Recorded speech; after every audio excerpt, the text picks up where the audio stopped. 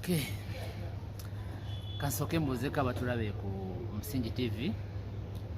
Tubaagala nnyo ate tuli basanyufu kubanga mutuwagira bwe mukola subscribe ne musharinga ne mucommentinga muba mutuwagira. So n'olwekyo tubeebaza nnyo nti ne leero weetuli tugenda kubawa information kyekikulu. Buli omu gy'ali musabira nti Katonda amuwe kye yeetaaga ku mutima gwe ate Mukama atukuume tubeere balamu. Kale ndowooza mu nnaku eziwedde tubadde tuli ku nsonga y'Abanyarwanda, abavandimwe, biki mubadde mubiwulira, mubadde mubiraba tubyogerako. Leero ndina omugenyi njagala naye tumuwe platform gy'asobola okubabuulira by'amanyi ku nsonga ezo. Kale n'olwekyo kwaniriza ssebo. Kale ssebo weyanjuleko abatulaba. Amanya nze Nzaramba. Nzaramba. Sebakwiye. Linnya lya Kinyarwanda. Oli Munyarwanda? Ndi Munyarwanda Munnayuganda. Olunyarwanda olumanyi bulungi? Olunyarwanda ndumanyi? Naye si olulimi lwensobola okwogera ne sikola nsobi oba ne siggusa bulungi kyenjagala kuggusa. Ate nga mu communication it is key n'otegeerekeka. Kati mu Lunyarwanda nyinza okubeera mu correction ariko ndaruuzi nuko naje kumenya leta wena maze kuinteractinga awo n'Abanyarwanda abaye mu Rwanda. Impamvu rero nokubeera ko njyewe mama wanjye ni Omuganda, size Muganda umwe. Daddy akaba ari Umunyarwanda kandi nkaba navukiye hano mu muki muri Kampala. And I grew up so much with my mother. I was with my father nabanye na papa na mama muzimu. Ariko family ya mama niyo yabaye nyinshi. Kandi twabaye mu muji. So I interacted n'Abanyankole, Abafumbira, Abaganda, Abanyoro, Mainis. Ariko ngavuga Ikigande cyane. Ikinyarwanda ndobukizi. Ariko umuntu turi kumwe no muntu agiye kutubwira ku nziko mu bintu biteje impaka hano muri Uganda harimo ikintu cyo guhindura ubwoko bw'Abanyarwanda kwitwa abavandimwe. Ibyo bintu hari amakuru abifiteho. N'umwe mu bantu bagiye guhura na Perezida Museveni afite ibyo bavuganye ndagira ngo abitubwire atuheho ku makuru abavandimwe byaje gutewe numvishe hari icyo abiziho kandi byadufasha. Nzaramba warutubwiye ukuntu wavukiye hano muri Kampala. Abantu babwire wenda mu Kigande ikintu cy'abavandimwe wakimenye uti?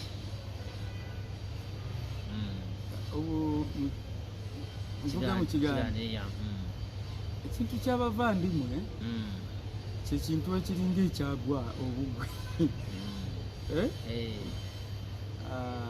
Nze mpitibwa n'omukulembeze wa Council for Banyarwanda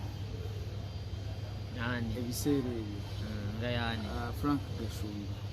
Nali head teacher around 2017-2018 ndi mu office kyenzijukira. Ankubira essimu aŋŋamba ebiri wano mu Uganda obiraba buli akabeerawo bagamba Banyarwanda Banyarwanda eggwanga liyinza ofuna obuzibu. Nemugamba nanga naye tuyina ekintu kye bayita Council for Banyarwanda oba okkiriza okubeera omu obeere ku executive members batumanyiganyemu katono nga twinteractinzeemu at least once.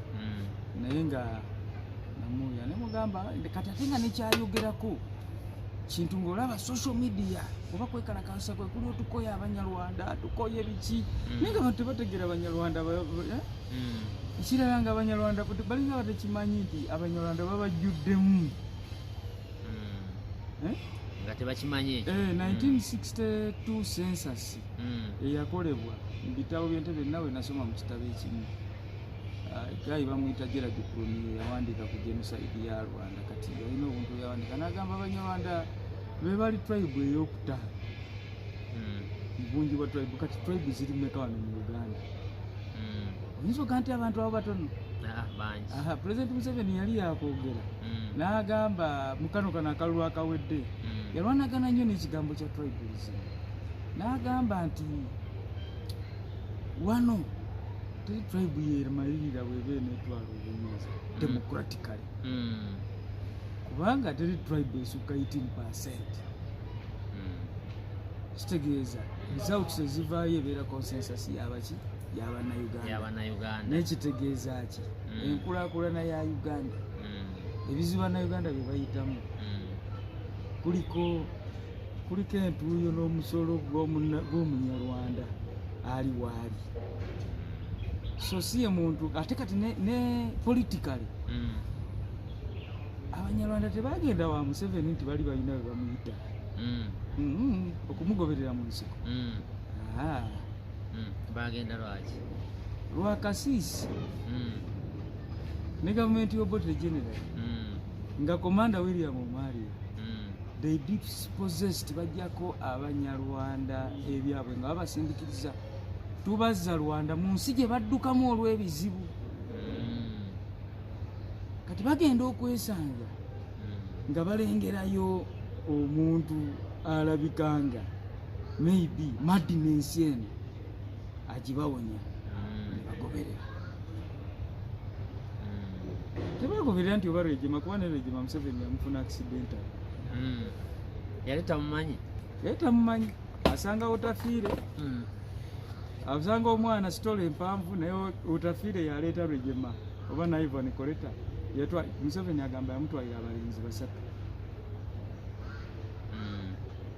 ng'ava Ntale yali ava Mbarara High School amuwa mutwala be 208 batwale Mozambique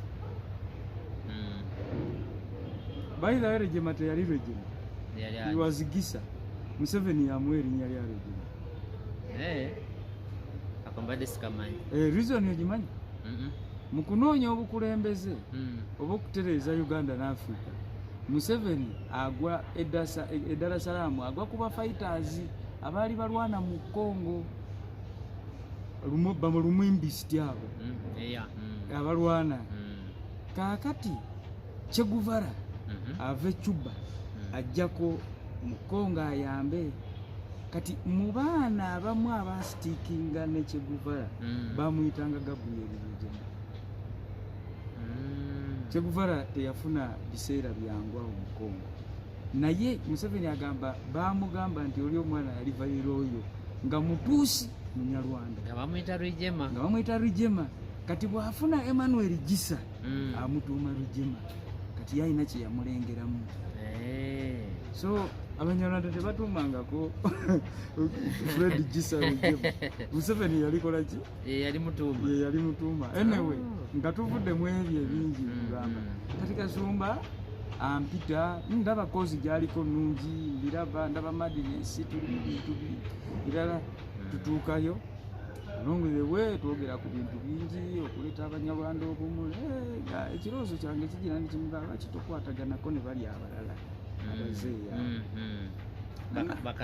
bakananula bakamwanjire kuba waliwo gurupu ezizzeewo tulifuna time ekyo nakyo tukyogera kuba byonna bizze mbiraba so mu mbeera eyo somehow tugenda by the way tulambula agamba tukoleyo ggala y'Abanyarwanda ngenda naye tulambula abalulu ku Uganda Museum awo balinawo gundi tugendayo twogera nga nebino mwe tubiteeka ebyokugamba nti maybe folayo okulwanirira Abanyarwanda somehow olunaku luba lumu tuli mu ebyo twogera ku Banyarwanda tukola ki tutudde wamu sijjukira Bagasumba yankubira simu naye twatubeera wateeka kuba yankubira kuba waliwo looyawe abagambe waliwo omukyalo omulala sijja kwogera linnya wange kwogera ekigambo kyeyayogera kyakola ki nabeerawo ne muganda wa Gashumba gwe bayita Jimmy addukanya program kusimba kuleeta esimba I think ne Cyrus alabika yaliwo chief munnange Samuel kati saawa eno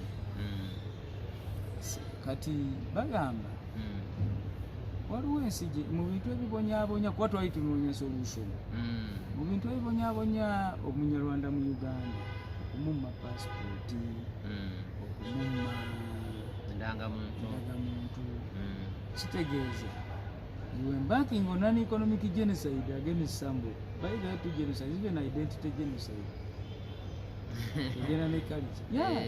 you failure if you are forcing somebody to abandon their identity nga for you are very comfortable promoting your identity let it be the president alina lwayogera n'atayogera kinyankole oba n'akuwaayo omugani like a proverb or a certain riddle kitegeeza is proud of his being a munyankole nalabye ne Nairobi awo yakyogerako waliwo ka video kendala ng'agamba tribe tesobola kugaggawaza n'agamba nze ndi munyankole abanyankole mwali mbawuliddeko kitegeeza ayagala abantu bawulire abanyankole bw'ava ayagala bawulire kalica z'abanyankole ne value zaaki kakati toyinza kugamba muntu nti kati rebrandinga ekintu ekyo wekijjira nti olw'okubanga waliyo ensi gye bayita Rwanda ate nga no waliwo abanyarwanda twandi rebrandinze ne tweyita ki ekyo tetukimanyi saawa eyo naye nsuubira waliyo abaali bakimanyi kati kitegeeza mbu yakuyita nga ayagala muwayeemu kati awo twali council for banyarwanda tuteesa ng'abantu abazza awamu for purpose twagiina is protecting promoting the interests of the Banyarwanda including their culture and identity because that is what is most attacked buli obuvuyo bwe bujja so that was our thing naye ye n'alowooza nti wayinza okubaawo solution endala ey'okweggyako ekigambo Bunyarwanda as a tribe constitution ya Uganda tudibetinga awo wabeerawo avaayo agamba tuddeyo ffe ekyo ky'Abanyarwanda bakiggyemu bateekemu Abahutu Batuusi teyali Gashumba bwe manzijukira bulungi yali mulala esijja mumwogera kakati mbagamba bannange ate bwe tuddamu ebyo tugenda kuleeta ebizibu ebyava e Rwanda tubireete kuki mu Uganda embaga ekyokubiri nga seerumyemu omuntu okugamba nti gundi Munyarwanda bamu identifyinga nga bw'otunuulira omutuusi amangu n'ogamba oyo Munyarwanda isuura ye engeri gy'afaananamu nembaga kakati kitegeeza ki nti mulimu abantu abagenda okubeera Abanyarwanda today beemanyi oba Bahutu oba Batuusi oba Batwa balina gye bali naye they are united when you attack what is called Banyarwanda because you are attacking their culture na identity n'ebirala ebigenderako ng'oggyeko enfaanana naye bali mu nsi gye balabika nga ki eŋŋamba kati abo bonna gojja kuba obaggyeko mu Bunyarwanda kati otandika okutagetinga oli Omunyarwanda nga ye Mutuusi oba Omuhima gwe balengedde Omunyankole so you are pitting the Batuusi you are organizing other tribes in Uganda and pitting them against the Batuusi odduse obagamba CFA naye baabali bamulengedde nembaga tekijja kukola kakati sebo nzalamba tukuwaddeyo akaseera genda onoonyeyo erimu ankubira essimu saatawaana nanyo but I went and read some literature w'Abanyarwanda bagamba erinnya nzisirira nti kakati tukoze konze erinnya lyendaba lyokka beene Kanyarwanda abaana ba Kanyarwanda omusajja gwe bayita Kanyarwanda because we are a patriarchal society tetuli matriliyo eba matriliyo biki ebirya ffe wano tribe otwala yani ya kitaawo kati Kanyarwanda omusajja gwe bayita Kanyarwanda bano be baki ayagala okuba yali mukazi nga ye Kanyarwanda tomanya but let us take it the way our society mukazi yandibadde Kanyarwanda kazi maybe naye kati abaana bakanyarwanda kati awo wali okirese bulungi kati nga tubeera awo kutuula kwaffe nga Kasumba akwata essimu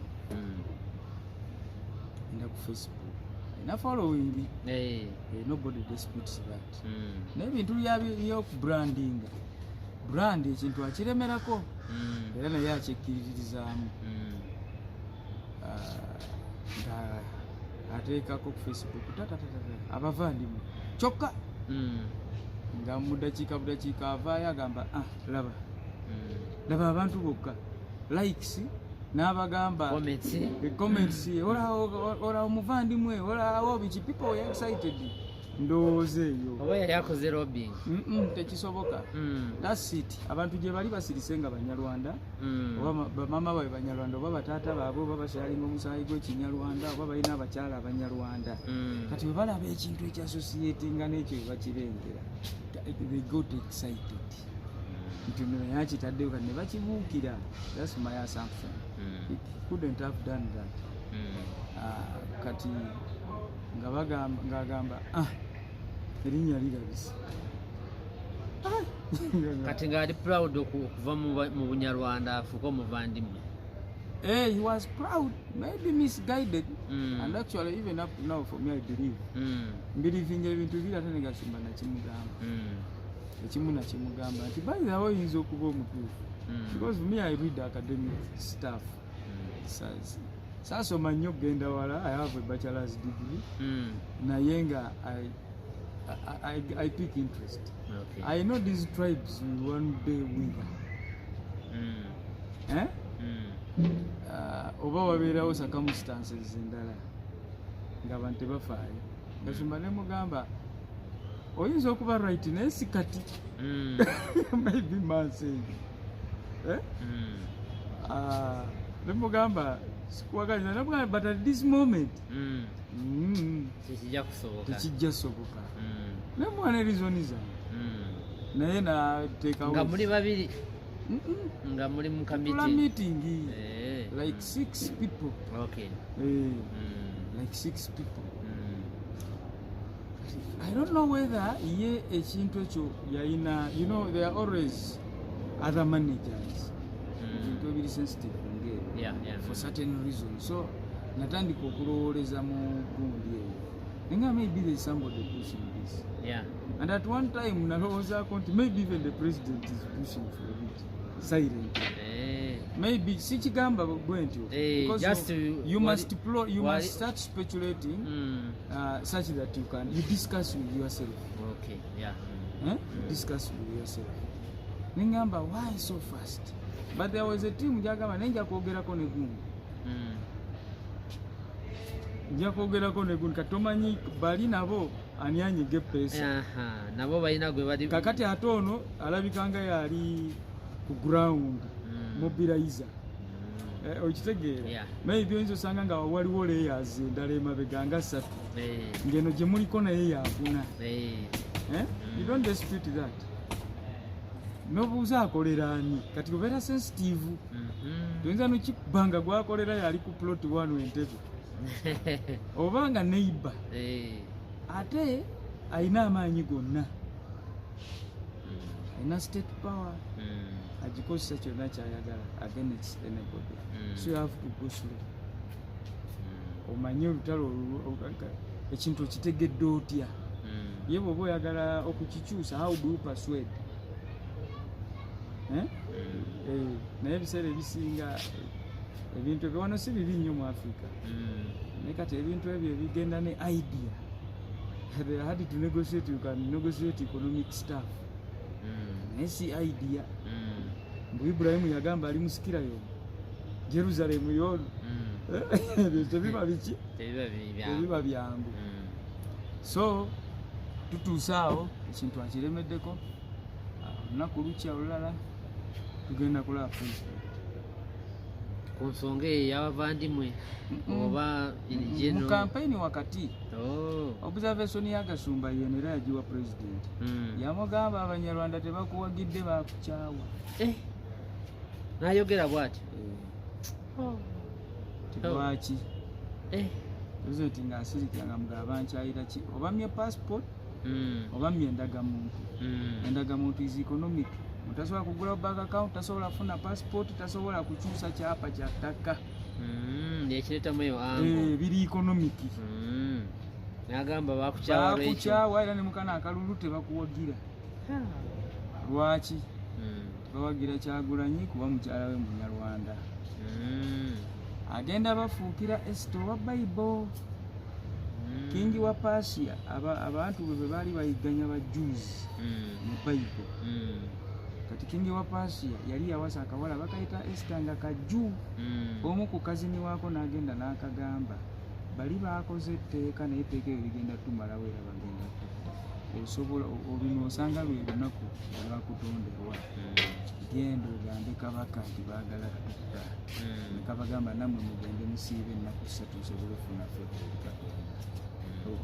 okuva eri kabaka era ekyaliwo bwe kayogera ne kabaka kafuna access eri anews teri ya bulijjo eri kabaka nekagera nekamugamba abantu bange baagala batta kati bali abali bapulotins okutta bajuzi kabaka bwe yagamba etteeka nebeera rivers kati Gasumba mwaleetera Angelo nti Kyagulanyi wajja ekintu kyabanyama kigenda kuba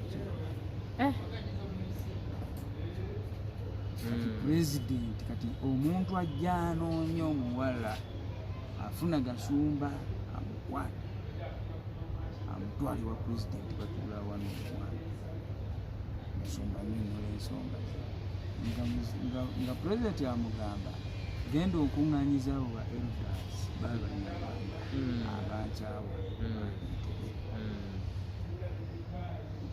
Gasumba agadda tugenda mu meeting ya board kati tugenda kulaba president council for Banyarwanda mujjiramu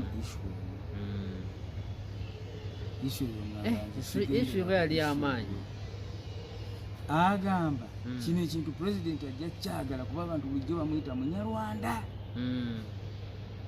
ate naddala bw'abeera Omunyarwanda bw'omudita akinga bw'ojjawo ekigambo Banyarwanda mu constitution oba omwekizono ekinze mubuuza si mu bubi omusota tugutwala nti kintu kibi omusota bwe gushedinga olususu lwa lugo ne lugujjako guba guvuddeko okubeera omusota ekirala eSomalia waliyo tribe bagiyita Basomali Abasomalia gye bali Somalia mu Kenya waliyo tribe bagiyita Basomalia don't they coexist nembagamba eCongo mu Angola waliyo Abakongo mu Democratic Republic of Congo kuba ye Congo Mobutu agikyusa bukyuso giyita Zaire kati bano bwe bajja babakabira era ne bagizaawo ne bagituuma ki Congo engamba wali eri mu Angola waliyo Abakongo neno waliyo Abakongo Abakongo mu Angola lwaki tebeetya kweyita baki Bakongo era basigala Bakongo bali ensi bayitako naalaselemu excuse ebyo bijja nakuggwawo bijja kufedinga slowly with modernity kati tugenda mu ebyo mujjamu ne issue endala ebiseera ebyo mbadde saagala gyogerako nekanjogereko mujjamu issue endala nti bwe tuba tuwogera ne pulezidenti okumuggyako bye twagala ate ebyo byali financial tumugende nti Kagame atuwagira baga by the way ate kati we are trading on wrong ground that's a do or die. You are setting up yourself exactly ekyo nga bagamba ebirala ebiddako ebifayina ebirala bye tugenda okusaba naye ani yaleeta ekiteeso ekyo ekiriwa twogere mbu Kagame atuwagira Gasumba kino nkyogera sikirumye mugumbi kaakati ensi zigenda okudeployinga abantu bwazo ne weapons ezikostinze abantu ezo entuuyo zaabwe because you must earn to buy oba waborrowing era ojja kukola ki obatwala mu lutalo kufa dduka lwa kigambo ekigenda okwogerwa. Okigamba nno sebo omusajja alina obuyinza okugamba nti ataaka. Waliwo embeera abantu gye bagamba yakuwaayiriza si nnungi, intelligence yetegereze, naye kati govuddeyo kitaddeyo kati ngamba ani aluka ekintu kino. By the way, they can even be big businesses that wants to make money. Yeah. Waganda doggula drone kati kantu katono nnyo kabatutte mu lutalo ogambe ziri wa muzinguze nti ate kati twazitunda yongezaamu ebbeeyi. Okitegeera tekitunuuliryawo kungu nti ekintu kyakyogedde nti amala gakyogera nti oba bamuweeyo ku biliyoni za sente za spying intelligence n'ebirala n'okuorganizinga Abanyarwanda. No, oyinza osanga nga waliyo bizinesi, oyinza osanga nga waliyo ensi endala ate eyagala okusaanyaawo Uganda egende egyegejinge mu lutalo olumu ebeereko utaapu eyo eno wabeereyo eno. And there are so many things. You don't joke with issues of national security n'ebigambo gambe. Awo wennyini tugenda okwekebeza COVID. Zaali ennaku z'omwezi 3 ogwokusatu pulezidenti yakava mu kalulu, omwezi ogwokusatu 2021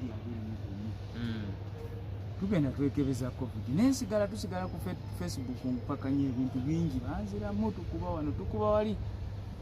Kati meeting nga bagamba ebya tugenda okusaba tuyigena kubeerawo ne katiimu akatono. Awo twaliwo nga 11 tugenda kwerondamu katiimu k'abantu 3-4 tusabye bye tusaba. Which I got to know later nti zaali double cabin pick up billion ne billion 2 zigenda mu sako y'Abanyarwanda. Billioni 2 ne double cabin 2 nga zigenda mu sako y'Abanyarwanda. Kati double cabin zino naye sako yaliwo bali bagala bagikole it was a proposal. Okay.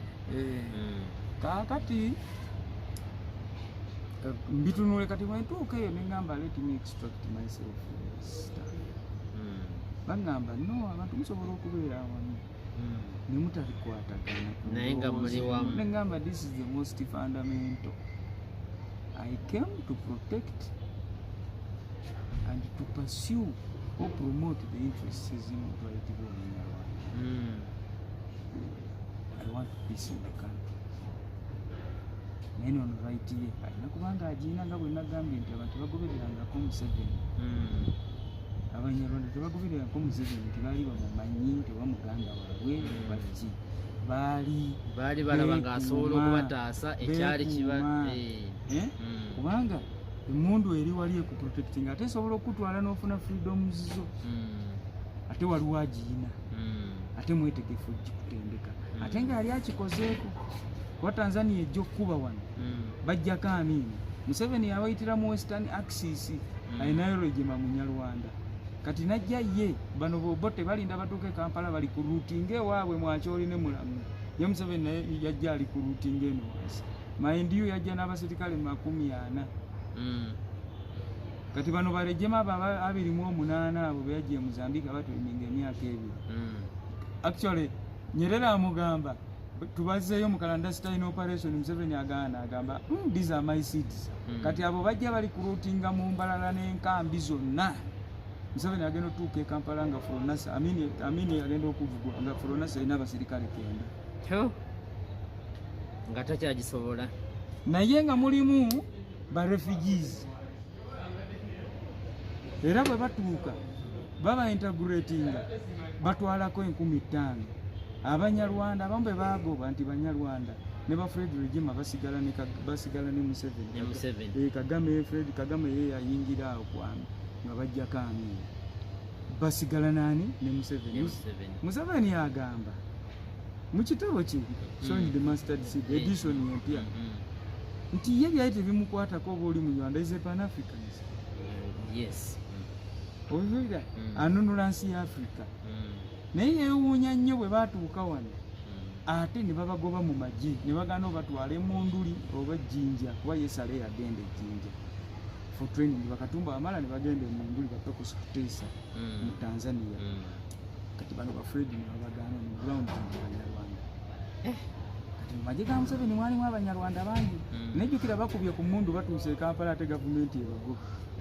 Ate nga bakubye mundu. Kati abaga nti Museveni yagenda na 27 naye kangende nabo. Yagenda amanyi wali abagenda omugobe. you know, anyway, tuvudde mu ebyo tuddeyo mu kugundi yaffe eri. Naye ekyo nkireese lwaki nti ne Museveni kennyini alabira ddala ng'endowooza ye bwe yali omunyarwanda ali wano lwaki tabeera munnayuganda naye events ezaatuukawo awo nazo ndala okulanga Rwigema awummuzibwa ku magye agibwa mu defense agibwa mu ki nabyo byali tribe nabyo byali tribe according to certain regions and that's how they went back to Rwanda abako ne bagenda basigala bakola ki n'abagenda ne badda nabo bangi bali so interest kyembadde nkuga twali tuprotectinga abanyarwanda ate kati ogamba otya nti biri grand olwo kiri nze nakikuba era ne tukkiriziganya teri byakuyita batuusi bahutu baki batwa tugenda n'ekyabavandimwe baga this is an identity kati nali nawandikako mu State House ebbaluwa yange samuhawo bandi awo omuntu ankubira essimu olweggulo kwolwo nga 3 mubuulira idea zange ku bintu by'abanyarwanda tiye nti kale kati bagasumba preparinga banoonya abantu eyo mbusoga wawawawa beba elders batwalira president nga mukaaga baba in between third babaleese baba bookinze mu hoteli baba kozeeko covid tests kati on 6th ku Saturday bakola ki bagenda eventually my meeting with that person evaamu that we are going to meet the president on 13th tugenda mu Grand Club Makerere ng'ogenze na bano ba elders abalala nze bano saagenda nabo bagasumba okuba nakivaamu bambulokinga ne ku WhatsApp biki ID eri ngikoze eki olwokuba oganye rebranding bire bya rebranding ne bakublocking because nateekawo omuliro mungi tikanti waka biki debating y'amaanyi so I had to be removed kati tewaliwo reason lwaki negatta ku bantu kubanga era actually bandindese oba bandikolaganye n'abantu baabwe abali munda wali eri mu State House ono bagamba alina covid kakati kyenjagala okumanya ogambye wali wawandika ebbaluwa mu State House kati omuntu nakukubira essimu olweyo ebbaluwa oba kati netiwaaka yonna noono omuntu okunkubira yava ku bbaluwa eri ebbaluwa yali egamba ki ebbaluwa eyo yali introducing ekintu kye bayita club isangano kigambo kya Nnyarwanda kitegeeza masanganzira mu Stenseni kati emabega waayo kyali kingi naye nakijja era mu katabo ka Gerald Prunier oyo Abanyarwanda bwe baali ebweru baakola obubiina obw'enjawulo kababeere mu Amerika baabanga n'ebibiina eby'enjawulo kati ako kaali Belgium ne kankwatako nnyo kati nga ndalaba n'ebintu by'Abanyarwanda nga bimbeerako naye nze ne mu by'obukulembeze saabeera nnyo mu bintu nasomako ne mukwano gwange omwana gwe nasanga nga Munyarwanda kati nga ayingira nnyo eby'Abanyarwanda eyo yaŋŋamba egindi waliyo kino awo oluusi naŋŋamba tugenda kubeerako wali ku Freedom Square jangu wokko waliwo Abanyarwanda ne ŋŋendawoko ne bajjangako na wano awo waggulu awo ku former Crescent Towers ekyemmanga awo nga babeerawo olweggulo nga interact ebit nenkola ki neŋŋenda kuba nze nakulira nnyo saakulira nnyo mu Banyarwanda mama wange engeri gye yali omuganda nakulira nnyo mu Baganda kati abalala olwokubeera nakuliramu nazaalibwa ate nenkulira mu Kampala tribes ez'enjawulo Baganda Abafumbira biki kati tuwulire engeri gye wagenda kati nvaayo mu State House kati bano baddayo babeera Grand Global bakubaganya ebirowoozo bakola tugende wa president tuba tuli mu kulya ndoza mukubaganya ebirowoozo eyo by the way no tiimu gye nagenda nayo yali tiimu mwalimu Gadi Gasaatuula yali mu Constituent Assembly Bunyarwanda mwalimu General Mateeka mu OWC mwalimu n'omuzeeyi omu erinnya lye sirijjukirawo eyo ntungamu naye nga be baasala borders za Uganda yaliwo okitegeera mwalimu abantu ngo balaba muziba giso abamu nga beeyo mu zi district naye nga Munyarwanda mwalimu abagagga Abanyarwanda Banyabudoozi baani mwalimu ba doctors when they introduced themselves kati tuba tutudde tuli mu dining oli aŋŋamba gwogenda okwogera ewa president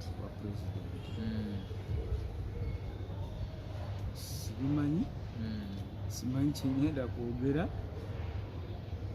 siina kyemmanyi kati waliwo omuzeeyi yali yagambye mu kweyanjula nga yagambye nti nze najja wano mu mwaka gwa 19 najja wano mu 1959 nalina passport ya Uganda naye kati baginzijako ng'alina amakanisa mangi na Uganda kati bwe ntuuka okwogera nga president muzeeyi oyo mulaba bodda mu tteeko oyo muzeeyi si munyarwanda naye bambi akomplaininga nti bamumma passport ng'ogamba president ngamba president sijja kugamba nnyo bingi bye twayogera maybe kuba bingi ojagenda otuwulirako mpolampola ng'amugamba oyo si munnauganda constitution ya Uganda emuwandula okuba munnauganda akugambye yajja yajja alina gye yava mu 59 ne bamuwa passport teyasaba nga bino naturalization naye yetwala nga citizen by birth kati bamugjako passport oyo gavumenti ya Uganda eba tekoze ensolo kuba constitution emuwandula constitution egamba omu ku bajjajjaabo oba bazadde bwateko kubanga ali mu tribes zinansango wano mu Uganda okuva olunaku lwe basembayo okukuba border za Uganda zonna nga lumu February 1926 kati oyo yajja buzi kati abo bwe batyo bangi ate kigambo abanyarwanda mu constitution kyayingiramu mwaka mwekiri kubanga bo bakitunuulira era president ye nze mu kulaba kwange ye abanyarwanda balabanga abanyarwanda kuba yagamba nti ekyo constitution yakisootinga dda nagamba feneri entungamu amaka g'abanyarwanda tumanyi waliwo gundi kati ono yajja after 1926 najja mu Buganda oyo okusinziira constitution bayira ne ku president nga bwayogera oyo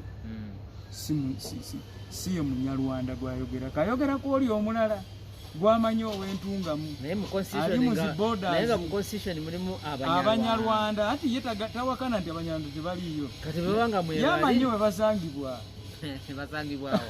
ye bw'aba akunnyonnyola abeeyo entungamu ne famire bazimanyi naye ate nga ye yennyini akugamba mu kitabo kye nti ate bo tebaakola ensobi okugaana balejemu okuyingira amagye naye ate era pulezidenti omwe alina polisi refugee policy wano mu Uganda eya integration tasibira ba refugee mu kampu agamba bagende bakole and maybe they will integrate into communities kati kitegeeza nze kye nalabamu nti bano maybe abamanyi kubeera aboogera abamu ababeeruweero simanyi ba Adamu Waswa baani abo yali tamanyi nakumanya nti banyarwanda agenda okuwulira bagenza nti ate ne gundi yagenze nti bulijjo munyarwanda nti ye nga tamanyi naye kakati ekiriwo nti nga ye bwali proud okubeera nti nno munyankole era akyogerako kati eyo integration ye gyalabamu ono omunyarwanda yajja mu 1930s ng'omubiri gyafuuse akozesa first labor kibo obuki ate nga tasasula omunyarwanda oyo ayajja ng'adduka najja mu Buganda n'akola ng'omupakasi n'avaayo n'aweerera abaana n'agaggawala nti kati muntu n'Abaganda ne babaaniriza oyo yendooza mu ndaba ye oyo alina kubanga integrated n'abula either n'afuuka omunyankole oba n'afuuka omuganda integration ye bwete bwerina but naye omuntu alina okubeera proud okubeera omunyarwanda nga naye bw'oli proud okubeera omunyankole that's what I read mu concept ye on his approach kuki kati bozayo ku kyabanyarwanda omulabire omulengerere eyo anyway nga mugamba nti naye ono by the way on stability and political grounds peace, general peace. Nga mugamba wano waliwo abanyarwanda abajja mu 1930s 40s ng'ebyo bodo ebazeesa ekyo tusobola kiwakana tuleme kuzibiriza tetukiraba. Waliyo omunyarwanda ajja mu 1959 mu so-called revolution okutta abantu okwali e Rwanda abamu nga batekinga power okutu revolution ne baba bangi ne wabeerawo abadde era waliwo 1963-64 era waliwo genocide mu Rwanda era ne badduka ne bajja ne wabeerawo 1973 era waliwo genocide Habyarimana n'awamba ne waddawo emirembe kati waliwo genocide eyajjeebaawo nga RPF erunge 1990 abamu baddukira Tanzania abalala Uganda abalala ensi ez'enjawulo. Kakati tulina nga genocide ewedde abaana abajja bayingira ne baasi zino ez'olwokutaano abasanyusa bannaffe ne bafumbirwa ne bakola bitya abazze okusomera wano ne beesanga ng'asigadde ng'era bw'olaba bannakenya nawe bajja ne basigala. Eyo population ey'omunyarwanda ogenda gikola otya? Onoogenda maaso ng'ogima ID olw'etteeka ningamba etteeka likyuke tufune engeri gye twakomodatinga abantu abo batifo nga nze thinking yange yali ku mirembe kati ekitegeeza tosobola kugoba miliyoni 10 z'abanyarwanda. Nze nabirabanga nakulira ku kisaawe Mulago samba omupiira kati waggulu waliwo Red Cross be baleetanga nga babazijje mu lutale eyo mu Luweera abanyarwanda nga bambi abaana abo bamanyi okujja ne basamba naffe omupiira naye nga baana bala bagamba kalabe kanyarwanda gwe mujja kuddayo ewammwe mu bobi tujja batika ku trailer oba mu pipe za bbi muddayo ddi ewammwe e Rwanda ebintu ebyo bwe biti ebyo naye kati nga nze sibiwulira kuba bano nalinga bano nga nabamanyira ate era nga baba byogera nze tebantwaliramu. Naye gwe wenyini wagamba president beteeka likyuke. Etteeka likyuke nakimugamba. Ekitegeeza response ya president yali bweti. Sigenda kyusa tteeka ku issue ya ID ne issue ya passport. Dadala ku passport yagamba I want an administrative arrangement not a change of law. Law ekintu ky'abanyarwanda mu constitution kisorted out. Constitution ya 1995 kati kino nakivaako kinali mulaga nti bana abantu bano tolina kyogenda bakolera, you are just postponing problems bangi. Era nze nali ndowooza manyi kagame oyo yakikolako nina muganda wange bamama baffe ba Luganda mama wange muganda naye sokoli ne mukaawo wamugamba etteeka likyuke nga ngereza ku example y'ono omuzeeyi gye yali ayogedde bwamutyako passport kati waliwo saawa zino waliwo group balina ne lawyer waabwe Honorable Mukasambidde nabo bali ku kintu ekigamba mbu etteeka likyuke article 10 okkiriziganya n'ekyo mbawagira nze nakigamba president sina gwe nakirangirira sina we nakyogera naye nga nakyogera response ye n'agamba he wants an administrative arrangement naye jjukira administrative arrangement yaliwoko nga either bakananula basayiningira omunyarwanda oba Kamwanjire ng'amusayiningira era Kamwanjire gurupu ya Kamwanjire yasayiningirako ku dadi wange oba yakananula ku ezo dadi wange n'afuna passport naye kati nze mbadde njagala tuve mu bulimba mbadde njagala kubuuza gwe mukulaba kubanga ensonga zonna ozimanyi kati ene gurupu ya Simon Kaitana bagamba etteeka likyuke article 10 waliwo gurupu ya Kamwanjire waliwo gurupu ya Gashumba ya Kamwanjire leka yeebase tebinyaggako naye ate nga nyinza okwebala nti eyo gurupu ate gye nagenda nayo kati ate yakananulamu eyo kampeni tebagiyita waliwo hostility nga kigambibwa nti eyakananula ekolagana ne Kagame mu biwuuha mu lugambo-gambo ng'okwasosiyetinga nayo kizibu kuba Kananula yali chairman wa propaganda machine ya Rwanda which is the New Times lupapula lw'amawulire era ne Kaitana nze omutegeera yali era akola mu New Times kakati bwaba nga waliwo propaganda machine n'ebirala bibeerayo omusajja ayinza okuba nga ddala mu butuufu ate kirala contribution abamu bakola z'amaanyi mu lutalo luli olw'e Rwanda bakananula baani kati ndoza basigala wano abamu babalaba nti loyaliteyo erirudawa kakati njagala osooka otukiriza nti amawulire ndaba olina mangi story mpanvu oba onookomawo tuwe story endala ozimanyi kakati mbadde njagala kyensinga okwagala mirembe kaba executive order I don't know how far bwekola anti kakati awo abantu beebuuza agamba president agenda kukola kye bayita executive order if I heard him right yes we ayogera how far can it solve something why not entrench it in the constitution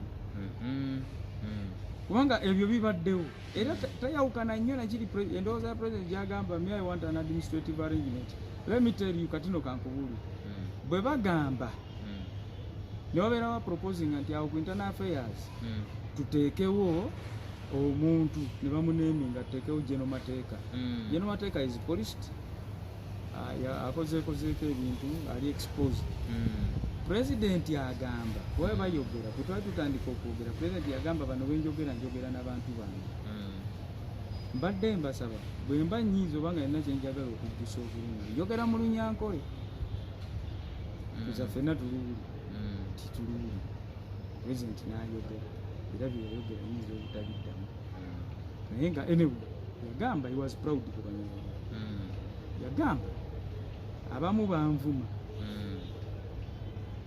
abalala tebaŋŋaanira Abanyarwanda abalala tebamanyi Luganda brotherhood gye tukola ki kati kinnamuddamu nga bwe nakiraba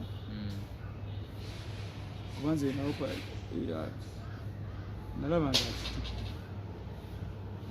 kaakati nze njogera mu Luganda nze nange bwe naye njogera namugamba nze ngenda kwogera mu Luganda nange olwo ne gye twabadde ne bano Abanyarwanda nkakasa bonna Oluganda balumanyi kuba bampuliriza mu Luganda nga kikkirizikiriza titwogera mu Luganda kakati bye nayogera mbigamba ne president n'abaako byatugamba naye agamba ogwe General Mateeka olina emyaka emeka nga mugago mulimu tojja gusobola ogw'omulimu gw'oyo omutabani wange Omuganda ng'agamba ani agamba nze naye ng'agamba agenda agamba ttiimu ye bamuwa amannya ne bagasumba abo baali bamuwadde amannya ndowooza oba yagamba newaffe sijjukira naye nzijukira kyajja wakati w'amannya ttiimu ye oba iso oba baani bo bajja kukola ki naye mu meeting ya president naye ayinamu Abanyarwanda be yayita abamu bakozi mu gavumenti abalala bakola ebintu ebyaki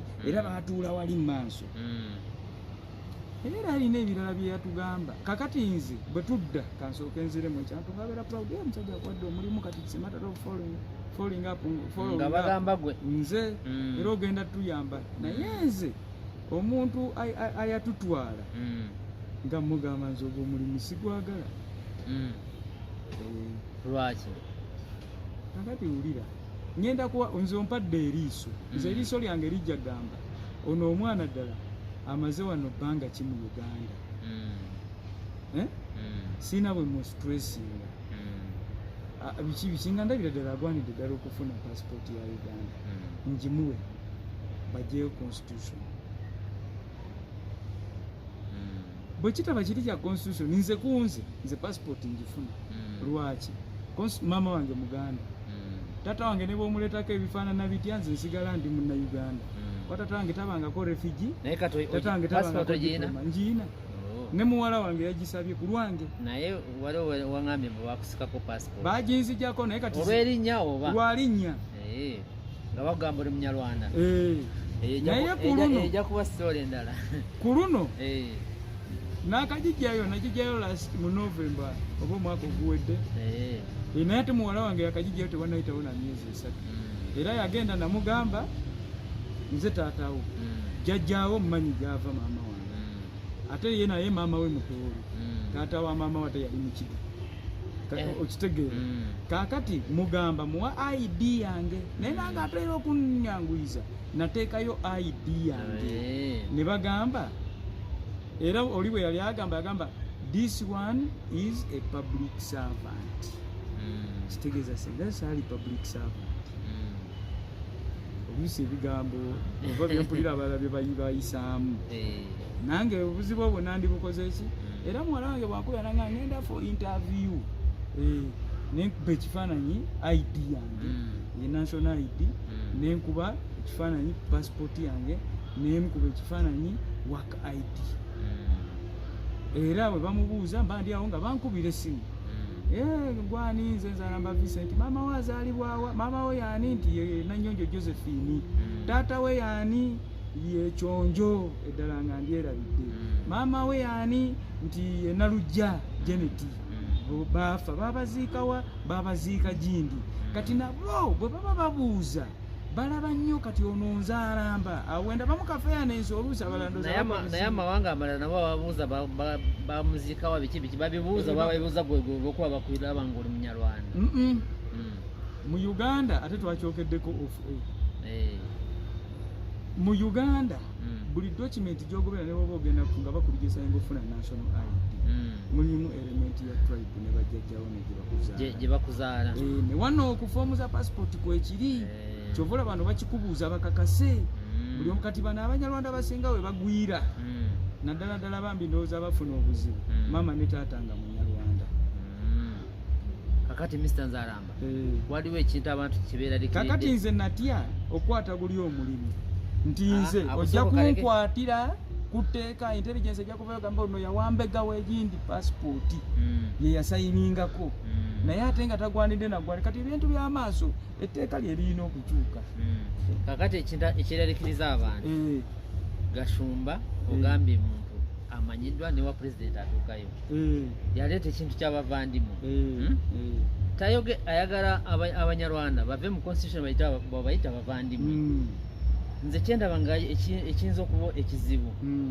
kati waliwo group eno eyagala nti constitution ekyuke Abanyarwanda babeere nga still bayitibwa Abanyarwanda kati Gashumba tayinza kukozesa influence eyo ewa president n'akkiriza ne bakyusa Abanyarwanda okujjako nga kirimu nze nagambye leka nkubuulire nno ebintu by'Abanyarwanda ng'oggyeko ne mu Uganda president abimanyi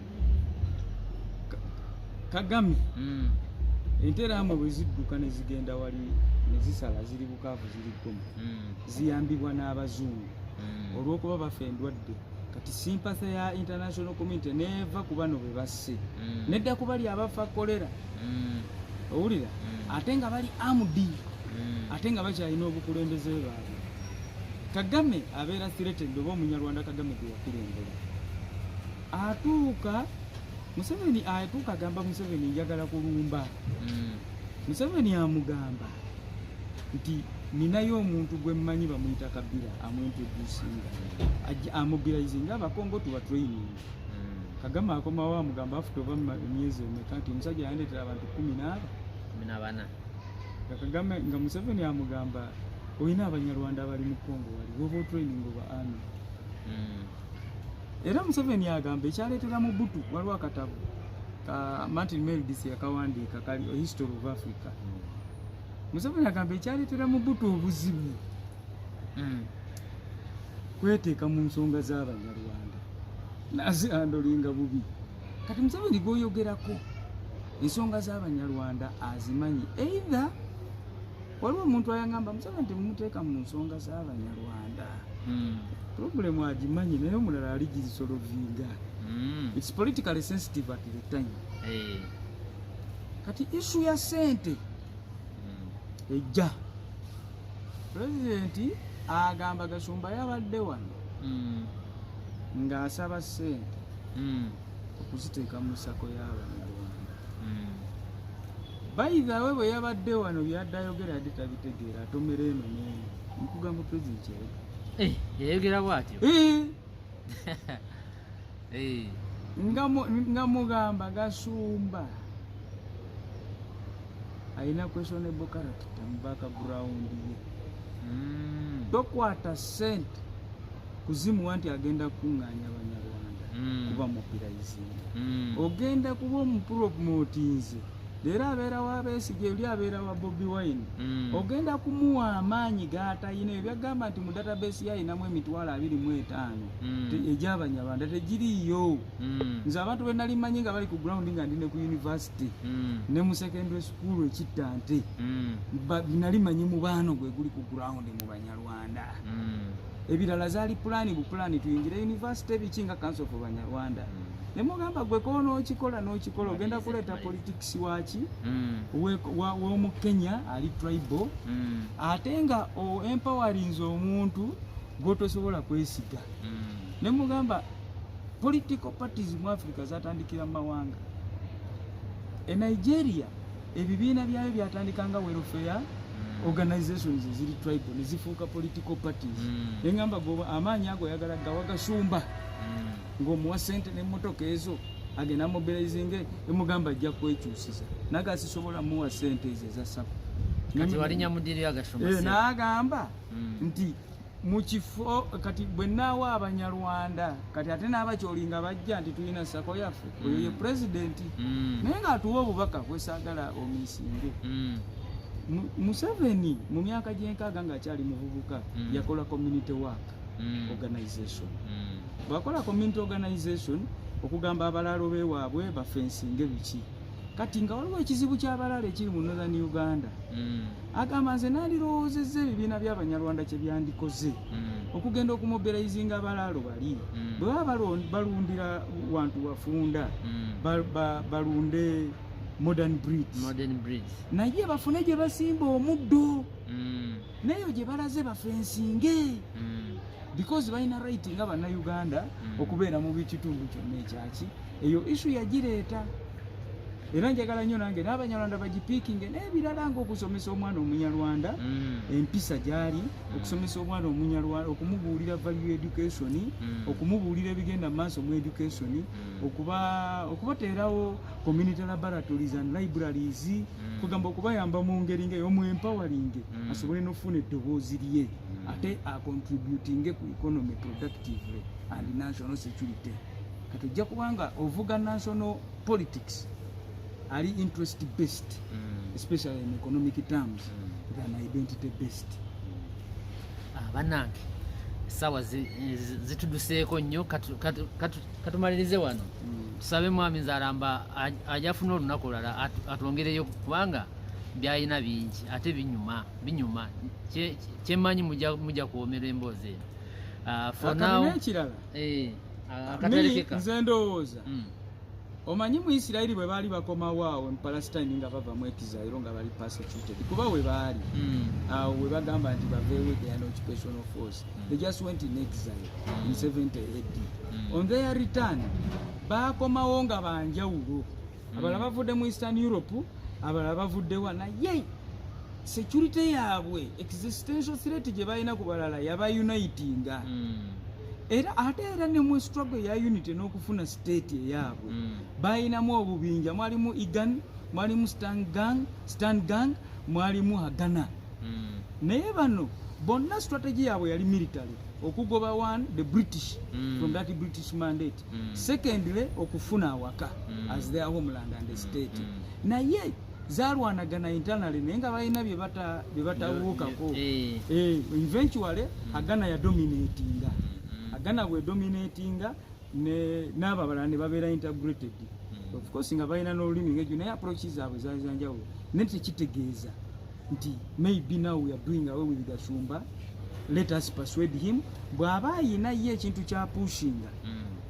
kitunde well and good n'abalala batunde ekirala lwaki njogera ekintu ekyo bakkirize waliwo ekigambo wakati awo nga tetukwatagana bulungi Rwanda ne Uganda nti obanga akyali mu butuufu bwakyo wali effort eyaliwo ya banged that Munyarwanda must not organize kakati ate nze ndaba ba Jews elsewhere including in US they have multiple organizations wadde balina ekibagatta kati people must not refuse the Banyarwanda to organize therefore Gashumba is entitled to his opinion then let also others organize naye our identity remains the Banyarwanda.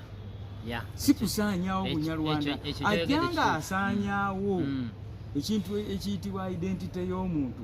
Oyo aba mulabe wa muntu kuba that's genocide. Typical genocide. Abanyarwanda tebajja kukkiriza omuntu anajja okujjawo identity yaabwe. Ekyo tekiina kwa ekyo kigenda kujja nakyo because all societies z'olaba kazibeereza mu Europe zaatandika as clans, then tribes, then nations, zaatandika at a kinship level. Naye when society becomes too busy and developed, it becomes individualistic. Ebyo ebirala bali babiraba mu museum. It should not be your effort at this level of development. Eggwanga kweririko okupsettinga balance eriwo. Basiibule tugende. Mbasiibudde. Mbasiibula mbagamba nti ekintu ekyo tekiri ku Banyarwanda bokka. Nina neighbor wange mukazi Munyoro yazaala abaana musajja mu Sudan, mu South Sudan.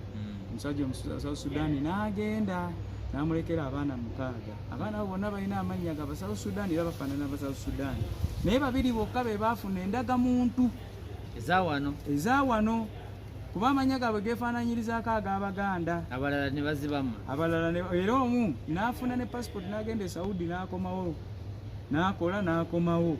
Abalala bambamma endagamuntu, abalala baabamma passport. Kitegeeza ne mu university bano abato tebaliyingira.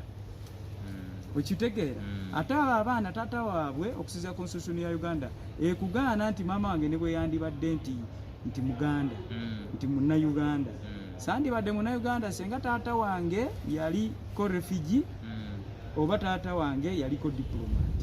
Taata waabo abaana tabange ko refugee tabange ko diplomat naye baba mendaga muntu. Communities ziri nnyingi ate bali mu Kampala tebalina gye basangibwa. They are roving. Promoting Pan-Africanism. To promoting Pan-Africanism. I saw somebody saying an African can never be a foreigner in Africa. Exactly. Naye ebyo bijja mpola with the development that people should not upset.